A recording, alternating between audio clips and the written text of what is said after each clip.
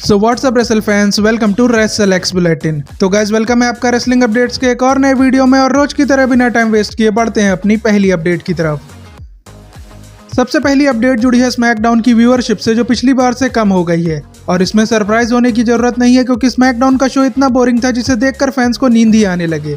बाकी बात करें व्यूअरशिप की, तो स्मैकडाउन की व्यूअरशिप 1.55 से 1.43 मिलियन हो गई है, जिसमें 8% का डिक्रीज आया है। और ये कहना गलत नहीं होगा कि जिस तरह से पिछले हफ्ते का शो गया है, उसी तरह के शोज अगर आगे भी देखने को मिलेंगे तो ये व्यूअरशिप और भी ज्यादा डाउन होगी। तो ट्रिपल एच को इस डाउनफॉल से बचने के लिए स्मैकडाउन पर भी कुछ धमाकेदार चीजें करनी चाहिए। अगली अपडेट जुड़ी है वुमेन्स वर्ल्ड हेवीवेट चैंपियनशिप से, जिसे नेओमी ने प्रेगनेंसी की वजह से रिलिंक्विश कर दिया है। और अब इस चैंपियनशिप के साथ WWE क्या करेगी, उससे रिलेटेड एक अपडेट सामने आई है, जिसके अकॉर्डिंग WWE के पास अब 2 ऑप्शन है। जिसमें से एक ऑप्शन तो यह है कि WWE इस चैंपियनशिप के लिए बैटल रॉयल मैच करा दे, या फिर दूसरा ऑप्शन यह है कि WWE इस चैंपियनशिप के लिए एक टूर्नामेंट को अनाउंस कर दे। और मेरे हिसाब से टूर्नामेंट होने की पॉसिबिलिटी ज्यादा है, क्योंकि बैटल रॉयल वाला आइडिया WWE विंस के टाइम पर ज्यादा यूज करती थी। लेकिन ट्रिपल एच टूर्नामेंट को ही ज्यादा प्रेफर करते हैं, तो टूर्नामेंट ही हम लोगों को देखने के लिए मिलेगा। और इस टूर्नामेंट की एक फाइनलिस्ट स्टेफनी वॉकर होंगी, ये तो आप पहले से ही मान के चलो, क्योंकि नेओमी के टाइटल रिलिंक्विश करने की वजह से स्टेफनी वॉकर के प्लान्स को भी ड्रॉप करना पड़ा है। इसीलिए WWE अब जो भी प्लान बनाएगी उसमें स्टेफनी वॉकर को बढ़िया पुश तो दिया ही जाएगा। बाकी इसके अलावा नेओमी की अनाउंसमेंट पर WWE के रोस्टर के कई लोगों का रिएक्शन भी आया है, जिसमें बेकी लिंच ने नेओमी को इररिस्पॉन्सिबल बोलकर उनके ऊपर शॉट लेना चाहा, तो नेओमी ने बेकी को उनके टाइम की याद दिला दी, जिसमें नेओमी ने कहा कि बेकी से ही उन्होंने ये सब सीखा है। क्योंकि अगर आपको याद हो तो बेकी लिंच ने भी प्रेगनेंसी की वजह से 2020 में रॉ वुमेन्स चैंपियनशिप को रिलिंक्विश किया था, तो उन्हीं बातों को नेओमी ने बेकी लिंच को याद दिलाया है। अगली अपडेट जुड़ी है WWE के अपडेटेड रोस्टर से, जिसमें WWE ने कुछ चेंजेस कर दिए हैं।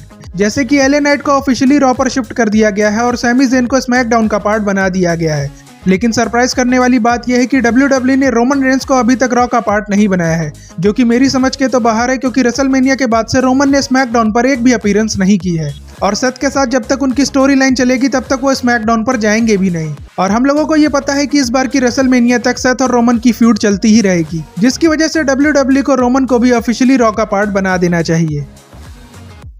नेक्स्ट अपडेट रिलेटेड है AEW स्टार डैन हॉसन से, जिनका AEW कॉन्ट्रैक्ट जुलाई में ही खत्म हो गया था। और वो AEW से चले भी गए थे, लेकिन AEW ने डैन हॉसन के कॉन्ट्रैक्ट में इंजरी टाइम को ऐड कर दिया है, जिसकी वजह से डैन हॉसन को जनवरी तक AEW के साथ कॉन्ट्रैक्ट में रहना पड़ेगा। और इस कॉन्ट्रैक्ट में रहकर वो किसी दूसरी कंपनी में जाकर कम्पीट भी नहीं कर सकते।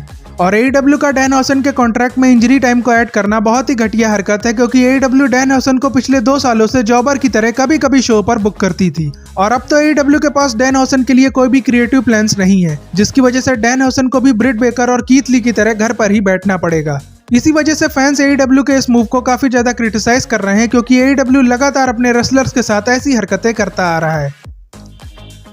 अगली अपडेट जुड़ी है क्रिस जेरिको के WWE रिटर्न से, जिसके बारे में मैंने पहले ही आपको ये बताया था कि उनका कॉन्ट्रैक्ट दिसंबर में खत्म हो रहा है और वो WWE में आने के लिए ओपन है।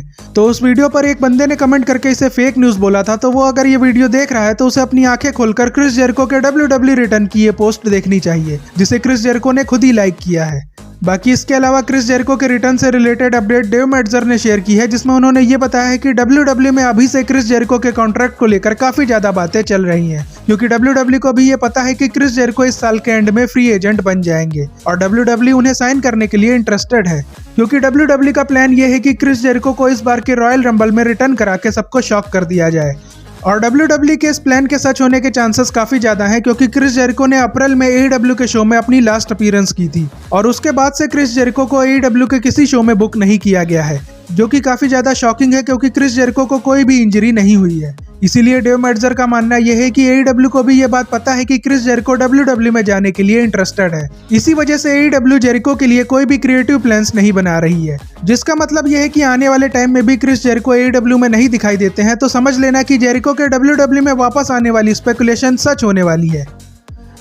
अब बढ़ते हैं अपनी फाइनल अपडेट की तरफ, जो जुड़ी है जॉन सीना के अगले ओपोनेंट से, जिसके बारे में जॉन सीना ने अपने इंस्टा अकाउंट पर हिंट दिया है। जिसमें उन्होंने सेथ रॉलिंस की समर स्लैम वाली पिक्चर पोस्ट की है और हर बार की तरह जॉन सीना ने इस पर कोई कैप्शन भी नहीं लिखा है। बट इस पोस्ट के आने के बाद से ही फैंस ये स्पेकुलेट कर रहे हैं कि जॉन सीना और सेथ रॉलिंस का मैच भी रिटायरमेंट टूर पर हो सकता है। ऐसा इसलिए क्योंकि अब हम लोगों को ये पता है कि जॉन सीना बेबी फेस बन चुके हैं, तो वो सिर्फ पीएलई में ही नहीं बल्कि रॉ और स्मैकडाउन के शो पर भी कम्पीट कर सकते हैं। और अच्छी बात यह है कि सितंबर में उनकी रॉ पर अपीयरेंस भी होनी है, तो क्या पता उस रॉ के मेन इवेंट में जॉन सीना और सेथ रॉलिंस का मैच हम लोगों को देखने के लिए मिल जाए।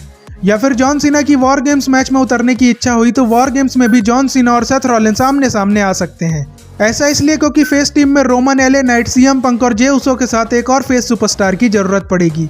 और तब अगर जॉन सीना ने चाहा तो वो इस टीम को ज्वाइन करके वॉर गेम्स मैच में कम्पीट कर सकते हैं। बाकी ये तो आने वाले टाइम में ही पता लग पाएगा कि ट्रिपल एच जॉन सीना और सेथ रॉलिंस का मैच किस शो पर कराएंगे। और इसी के साथ आज की वीडियो यहीं पर एंड होती है, बट जाने से पहले आप चैनल को सब्सक्राइब कर लेना और वीडियो को लाइक शेयर करना मत भूलना। और अब आपसे मिलते हैं नेक्स्ट वीडियो में, तब तक के लिए good bye and see you soon.